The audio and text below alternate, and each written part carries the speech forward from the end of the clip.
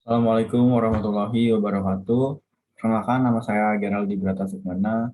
Saya dari jurusan Teknik Kimia Institut Teknologi Nasional. Pada hari ini saya akan membahas seputar praktikum modul dinamika proses.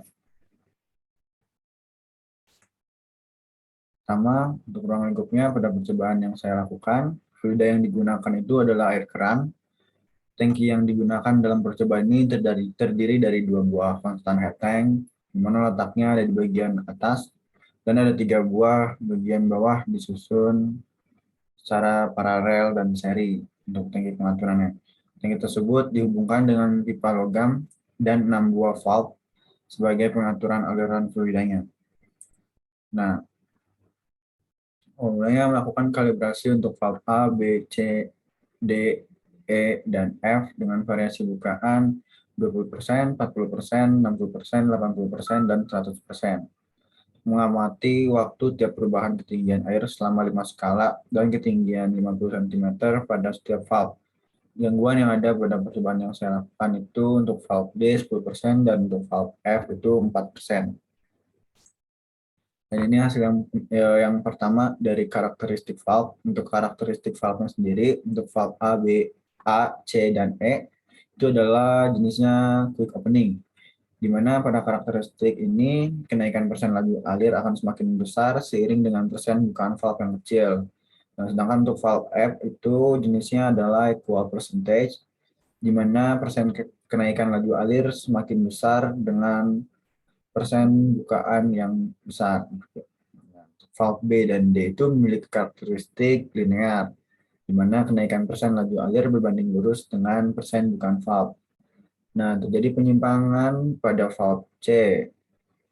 Nah, penyimpangan tersebut dikarenakan adanya penurunan kualitas valve pada valve C, sehingga akurasinya ikut berkurang. Dan ini untuk grafik jenis valve-nya.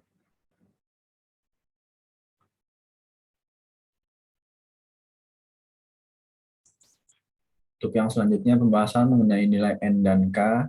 Nah, untuk nilai N dan K pada valve C, E, dan F itu sesuai dengan teori. Yaitu pada nilai N-nya masuk dalam rentang 0 sampai 1, sedangkan pada nilai K-nya selalu berlawanan dengan nilai N. Nah, yang terjadi pada valve D, nilai N-nya tidak sesuai dengan teori karena memiliki nilai lebih besar dari 1, serta penyimpangan terjadi pada nilai K yang tidak berlawanan dengan nilai N. Nah, penyimpangan itu dapat terjadi karena adanya faktor gesekan antara fluida dengan pipa maupun tangki, serta karena adanya korosi pada alat yang digunakan.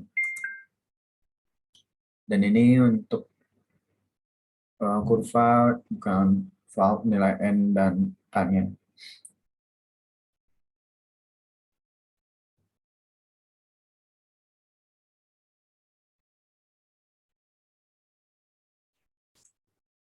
Untuk yang selanjutnya itu pembahasan mengenai ketinggian air dalam tangki secara percobaan dan secara teoritis.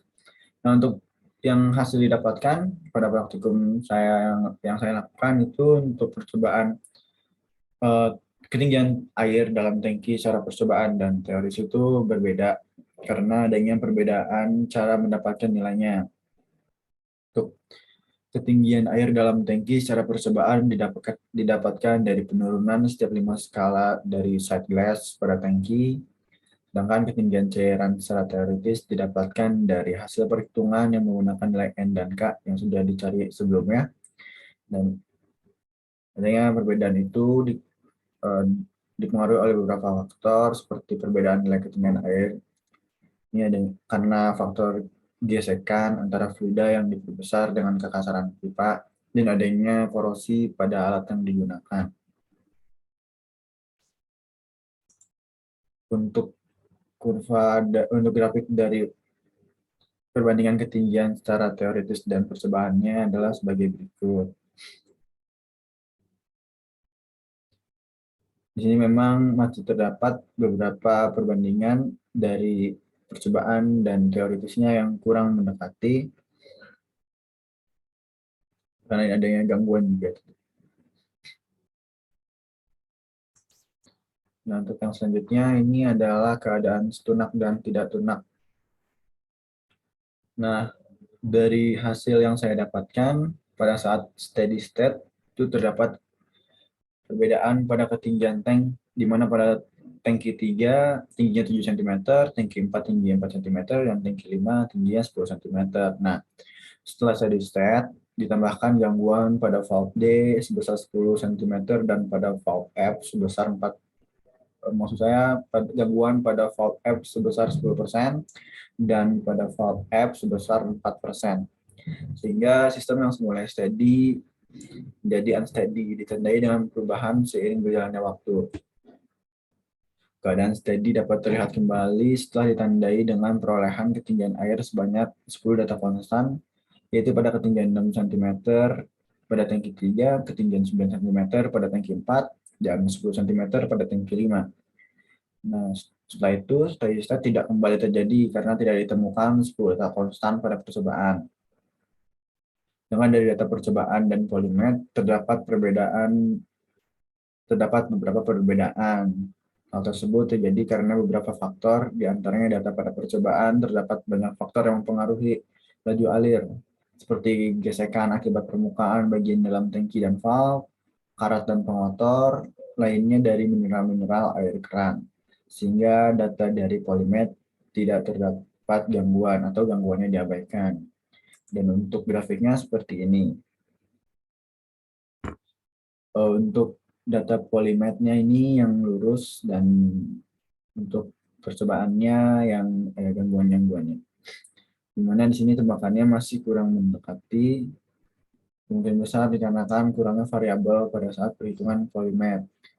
Dan kendalanya yang saya alami itu ketika memasukkan nilai, menebak nilai N dan K di polimet itu memang tidak tidak apa tidak tidak banyak ditemukan data yang konstan sampai 4.200 T-nya itu. Jadi memang yang ditemukan nilai konstan itu pada nilai K-nya amat sangat besar.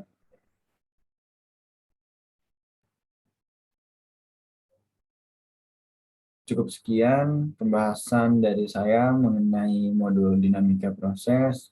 Mohon maaf apabila ada kesalahan. Wabillahi taufiq wal hidayah. Wassalamualaikum warahmatullahi wabarakatuh.